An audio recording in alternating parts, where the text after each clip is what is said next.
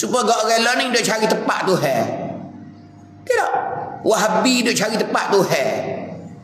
Pak Tuhan duk mana? Ada ke benda ada tak ada tempat? La ilaha illallah, duk ukur dengan makhluk. Ada juga. Hari ni. Ha ni. Kau ni dah ada royak tu Tuhan atas langit, Tuhan atas arah. Tuhan ada kaki Tuhan ada dalam neraka sebelah. Tuhan turun semalam tak ada naik lagi. Dia di mana Tuhan sebenarnya? Ni jadi sesak lagu dah ni. Ni dia ukur dengan kita orang baru. La ilaha illallah. Dia tanya tempat Tuhan. La ilaha. Tak ke tempat tu Tuhan buat. Tuhan perlu kepada tempat ke? Tuhan perlu pada arah ke? Kena Tuhan tak ada arah, kena lengah, kena sakit pinggang, kena Tuhan. La ilaha illallah.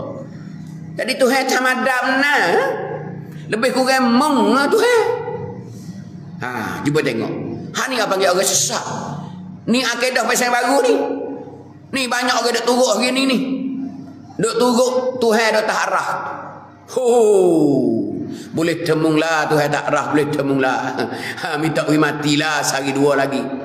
Boleh temunglah Tuhan dah tak arah. Allahu Akbar. Tak ada biasa dengar. Nah, orang duk ngaji Mekah main dulu hak tua-tua dah kelik mari. Tak ada. Arak dulu pun tak ada bunyi weh Tuhan dah tak arah, tak ada. Tak ada. Supaya hari ni tak ada sekebek. Noyak hari ni lah hari hak paling bodoh sekali. Tu noyak. Tuhan dah tak arah. Atau kita tak ngaku Tuhan dah tak arah. Pelik sungguh. Hari ni noyak tu banyak mana duk menyesak weh. Orang turut pun tak khabar apa dah. Ikut demo lah cucuk hidung. Lembu duk cucuk hidung dah. Demo tambah lai baru, duk lai baru. Demo tambah lai pagar, duk lai pagar. Tambah lai beluka, duk lai beluka. Kena tak ada apa dah.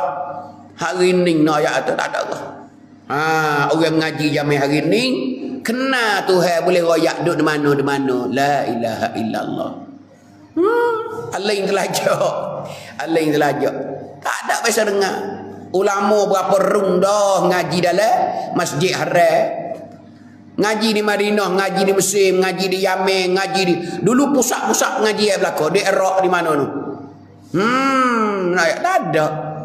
Tak ada bunyi dek gege buku Tuhan tak arah. Learning la ilaha illallah tak arah. Tak arah. Bahasa kena pergi Tuhan tak arah. Nak ya. Ai kata arah ni baru jadi apa tembung Tuhan buat. Tuhan buat arah Tuhan duk mana? Tak reti. Dia Tuhan katuk bitu hati lagu tu lah. Nak ya khatamallahu ala qulubihim wa ala sami'ihim wa ala absarihim ghishawah wa lahum azabun azim. Hani nak ya tu. Minta jauh kita ingat molek ahli sunnah. Kita ahli sunnah ni tak ada tempat. Tuhan ni ada tak ada tempat, tak bertepat supaya kita. Tu nak ayat tu. Dia tepat supaya dengan Tuhan. Kau layak bagi Tuhan. Lah tepat tu tak boleh kecek dah.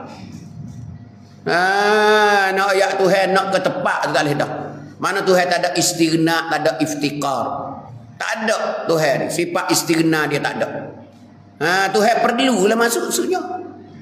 Sedangkan Tuhan ni terkaya dari segala-gala. Tak ada kira tempat ke gapo nama ke Tuhan terkaya. Kalau Tuhan ni berhajat tak boleh jadi Tuhan dulu lagi dah.